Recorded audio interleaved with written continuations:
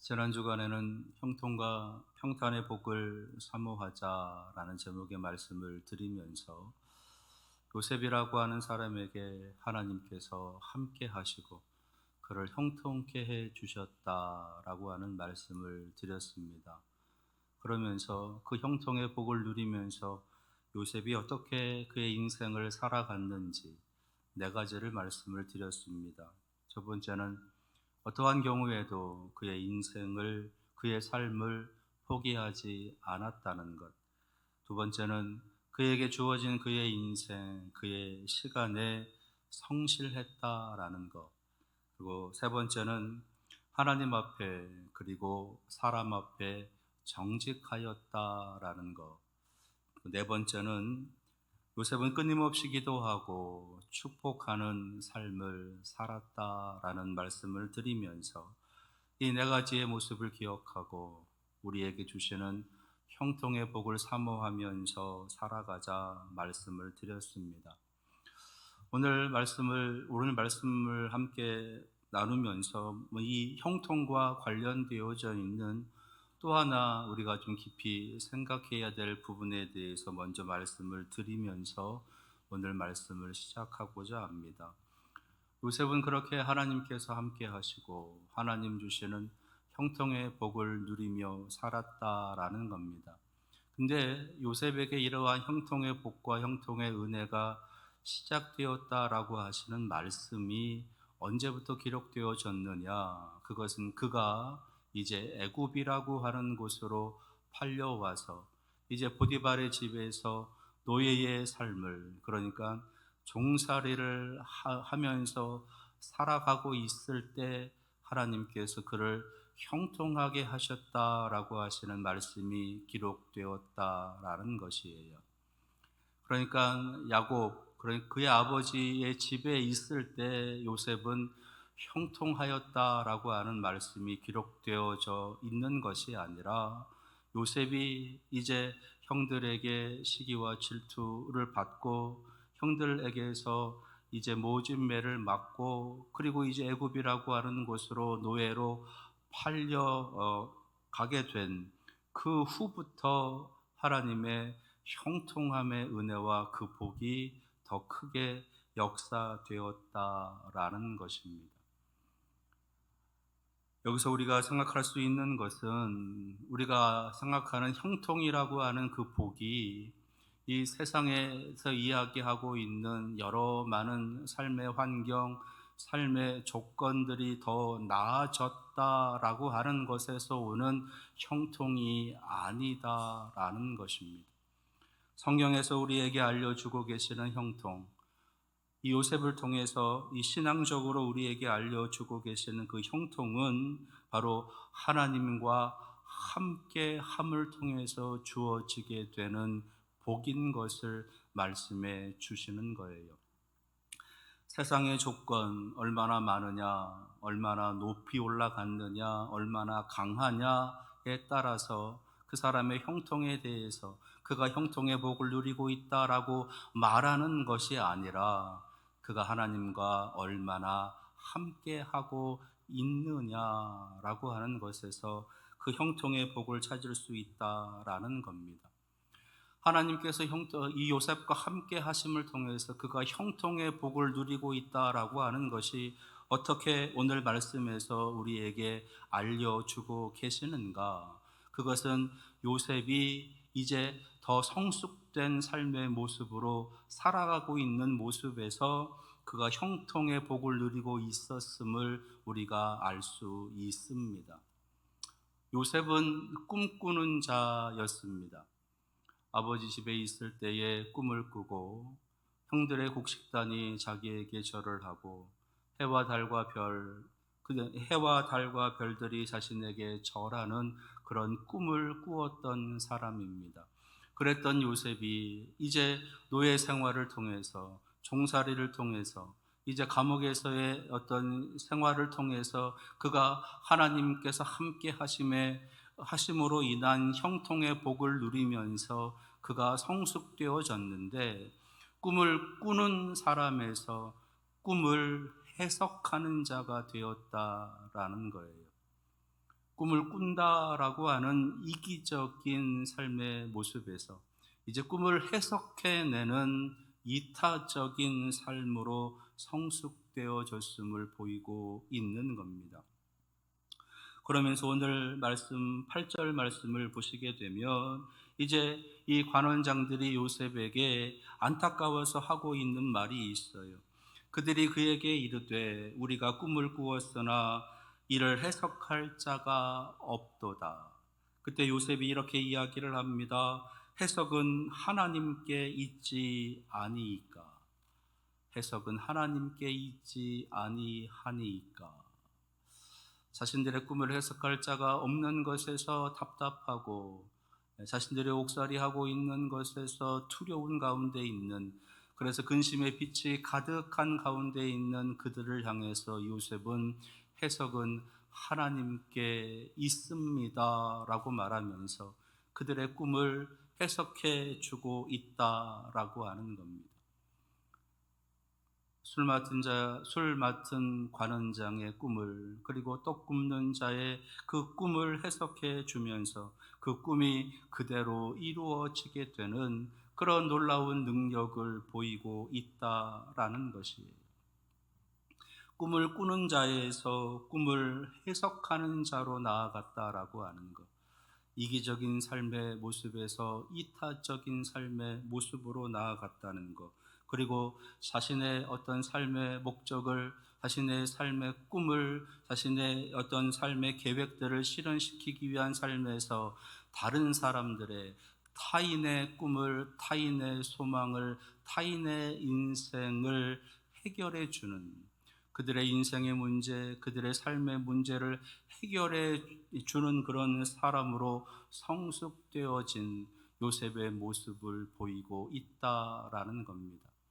그러니까 하나님께서 교회와 우리 성도들을 형통함의 은혜로, 하나님께서 함께 하시는 그 형통함의 은혜로 이끄시는 그 모습 끝에는 우리들에게도 그러한 해석할 수 있는, 누군가의 인생에 시원한 해답을 제공해 줄 수 있는, 더 나아가서 복의 통로가 되어지게 하는 그러한 놀라운 능력이 임할 수 있음을 보여주고 계시는 겁니다.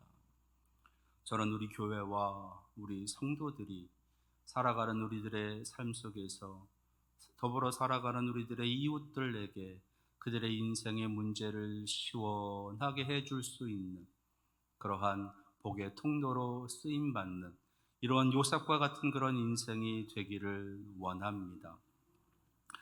요셉은 그렇게 꿈을 해석하면서 그들에게 해석은 하나님께 있다라고 선포하면서 그들의 꿈을 듣고 있는 겁니다. 그렇다면 요셉이 말하고 있는 그 해석은 하나님께 있습니다, 해석은 하나님께 있지 아니이까라고 하는 것에 그 말씀의 깊은 의미가 무엇이겠느냐라는 거지요. 그 첫 번째는요, 이 세상엔 인생의 문제를 해결할 정답이 없다라는 겁니다. 그 관원장들의 꿈을 해석할 자가 없어서 그들이 근심 속에 깊이 처해져 있는 것을 오늘 말씀에서 8절에 기록하고 있지 않습니까? 이 두 관원장의 꿈만이 아니라 이 세상을 살아가는 모든 이들이 그들의 소망, 그들의 계획, 그들의 꿈, 그들의 비전, 그들의 야망, 그런 것들을 이루기 위해서 살아가고는 있으나 그것에 대한 진정한 해답은, 그 인생의 문제에 대한 진정한 정답은 그 속에서 찾을 수 없다는 거예요. 아무리 큰 힘을 가지고 있다고 해도, 아무리 뛰어난 지혜와 지식을 가지고 있다고 해도, 아무리 덕망 높은 그런 명성을 가지고 있다고 해도 그 인생의 문제에 진정한 해답을 그들에게서는 찾을 수 없다는 겁니다. 우리는 수많은 권력자들이 주장하고 외치고 있었던 그들의 선포의 내용들을 알고 있어요. 다 같이 행복하자고, 다 같이 잘 살아보자고, 다 같이 더불어서 정의로운 그런 나라를 만들어 보자고 외치고는 있으나 그것이 온전히 이루어진 경우는 단 한 번도 없었다라고 하는 것이 바로 우리 인류들의 역사를 통해서 우리에게 알려주고 있는 교훈이지 않습니까? 그것은 인생의 가장 근원적이고 가장 근본적이며 가장 중요한 진정한 삶에 대한 정답은 우리들에게는 없다라는 것을 보여주는 것이에요. 하나님의 은혜는 바로 거기서부터 시작이 되는 겁니다. 우리들에게서 인생의 해답을, 우리들에게서 인생의 정답을, 우리들에게서 인생의 구원을 얻을 수 없다라고 하는 것을 인정하는 것에서부터 하나님의 놀라운 은혜와 놀라운 능력이 시작되는 것이에요. 그것을 인정할 수 있는, 그래서 하나님 앞에 무릎 꿇을 줄 아는 우리 교회와 성도가 되시기를 바랍니다. 해석은 하나님께 있지 아니까라고 하는 말씀의 두 번째 의미는요, 오직 하나님만이 인생의 문제의 그 정답을 알고 계시는 분이시다라는 거예요. 너무 당연한 말씀이지요. 우리를 만들어 주신 분이시니 우리 인생의 여러 가지 삶의 문제들, 그것을 해결해 주실 수 있는 그 정답 또한 하나님께서 알고 계시다는 겁니다.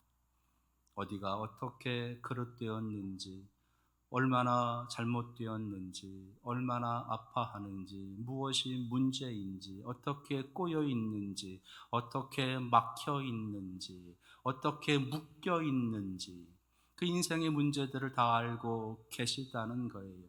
그래서 닫힌 문을 열게 하시고, 막힌 것들을 뚫어주시고, 매인 것들을 풀어주시고, 묶인 것들을 끊어주시는 하나님의 형통함의 정답이 우리에게 임하게 되는 겁니다.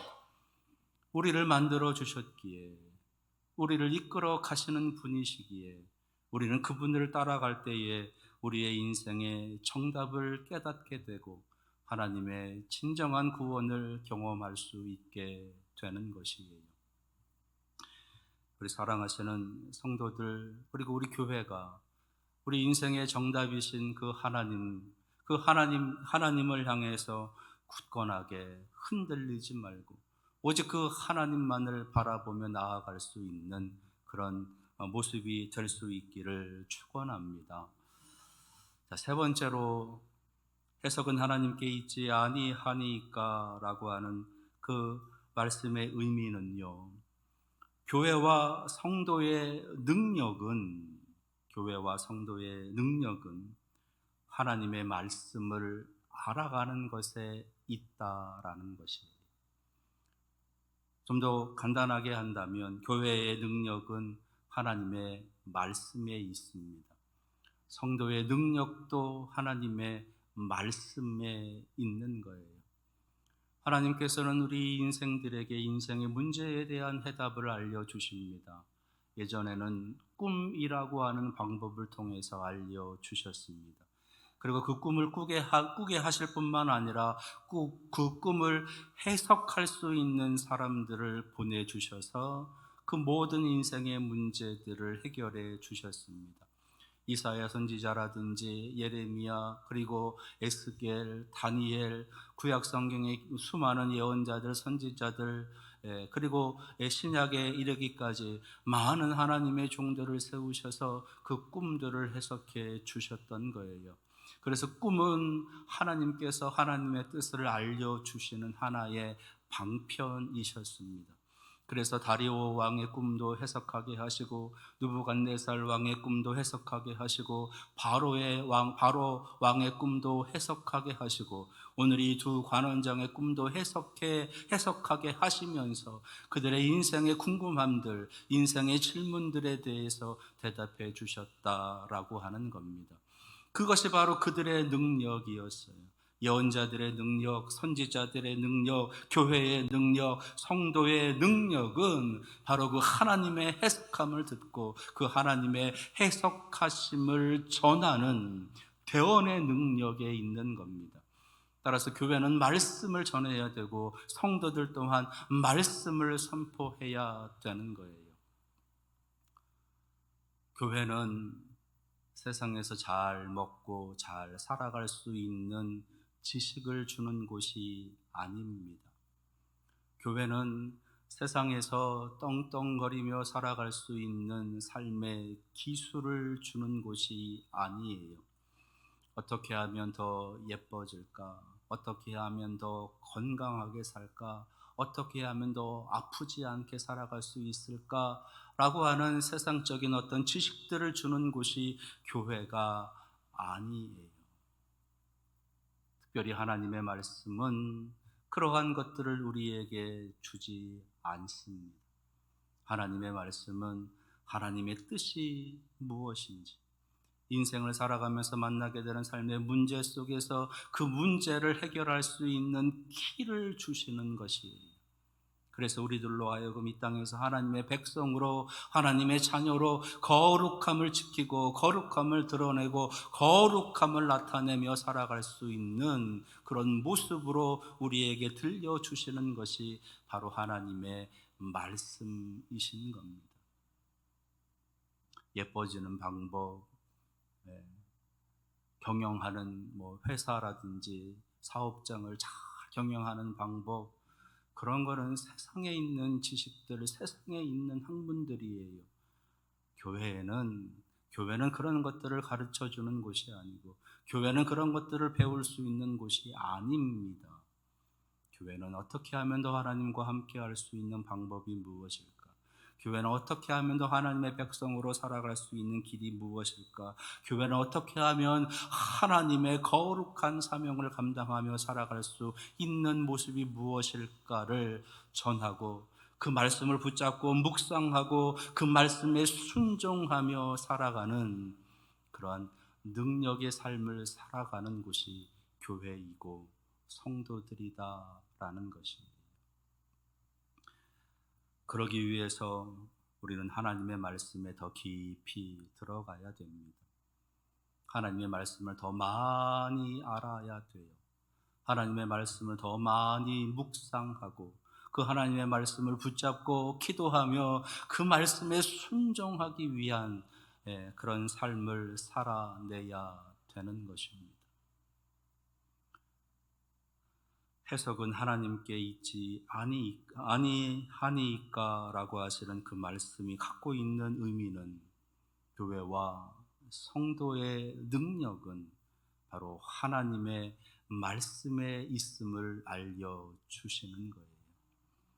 하나님의 말씀 속에 그 말씀을 더 깊이 깨닫고 묵상하고 그 말씀에 순종함으로 하나님의 거룩한 백성의 능력을 드러내며 살아가시는 우리 교회와 성도가 되시기를 축원합니다. 그리고 마지막 해석은 하나님께 있지 아니하니까라고 하시는 말씀의 의미 네 번째는요, 하나님은 우리 교회와 우리 성도들을 하나님의 이 세상의 해석자로, 더 나아가 축복의 통로로 세우셨다라는 겁니다. 아까도 말씀드렸던 것처럼 구약의 수많은 예언자들을 통해서 하나님의 뜻을 끊임없이 알려주시고 하나님의 그 말씀을 끊임없이 해석해 하시면서 이 세상에 하나님의 말씀을 전하게 했습니다. 그 하나님의 말씀을 전한 가장 중요한 목적은 하나님께서 이 세상을 사랑하고 계시다라고 하는 것, 그리고 하나님께 돌아가야 살 수 있다라고 하는 것, 그리고 그 하나님이 우리를 구원해 주신다라고 하는 것, 그것을 전하는 것이었어요. 그래서 그 말씀을 듣고 깨닫는 자가 하나님께로 돌아오게 되면 모든 것들 다 용서하시고 다 받아주셔서 구원의 백성 삼아주시는 놀라운 은혜와 축복이 임하는 그 통로로 수많은 구약의 예언자들, 선지자들을 사용하셨습니다.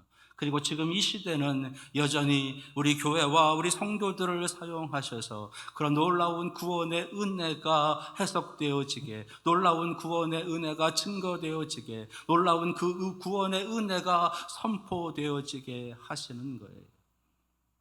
그렇게 하나님께서는 우리 교회를 세워주셨고, 그렇게 하나님께서는 바로 여러분들을 먼저 불러주셔서 하나님의 꿈의 또 다른 해석자로, 축복의 통로로 세워주셨다라는 겁니다. 요셉은 그것을 고백하고 있는 거예요. 하나님께서 나를 당신들의 해석자로 세워주셨습니다. 하나님께서 나를 바로의 해석자로 세워주셨습니다. 하나님께서 나로 인생의 해석자로 세워주셨습니다. 우리 교회와 우리 사랑하시는 성도들이 가져야 될 깊은 신앙의 자아상, 그것은 하나님께서 나로 하여금 하나님의 말씀을 대언하고 하나님의 말씀을 해석할 하나님의 놀라운 능력자로 세우셨다라고 하는 그 자아상을 꼭 깊이 새기시면서 이 땅에서 축복의 통로로 살아갈 수 있기를 바랍니다. 요셉은 이 두 관원장의 꿈을 해석하는 데서부터 시작을 해서 바로의 꿈을 해석하게 되고, 그 바로가 다스리고 있는 그 애굽이라고 하는 나라에 놀라운 하나님의 축복이 임하는 그러한 그 문제를 해결할 수 있는 그러한 사람으로 쓰임받게 되는 것이에요. 요셉 한 사람이 그렇게 애굽의 축복의 통로가 되고, 애굽이라고 하는 그 나라가 온 세상의 축복의 통로가 되어지게 되었던 것처럼, 하나님께서는 여러분들을 통하셔서 이 세상이 복을 받기를 원하시는 겁니다. 하나님의 말씀에 더 깊이 나아갈 수 있는, 하나님의 말씀을 더 사모하고 하나님의 말씀을 더 묵상하며 나아갈 수 있는 여러분들 될 수 있기를 바랍니다. 하나님께서는 요셉이라고 하는 한 사람을 세우셔서 이제 전 모든 나라에 하나님의 주시는 놀라운 은혜와 놀라운 사랑을 증거하게 하십니다. 마찬가지로 우리 교회를 세우시고 우리 성도들을 살아가는 삶 가운데 세우셔서 이 거룩한 사명을 감당케 하시려고 합니다. 이 거룩한 하나님의 부르심 앞에 하나님의 말씀 속에 더 깊이 들어가고 그 말씀을 묵상하면서 하나님의 뜻을 헤아려 갈 수 있는 그런 사랑하시는 성도들 될 수 있기를 축원합니다. 기도하겠습니다.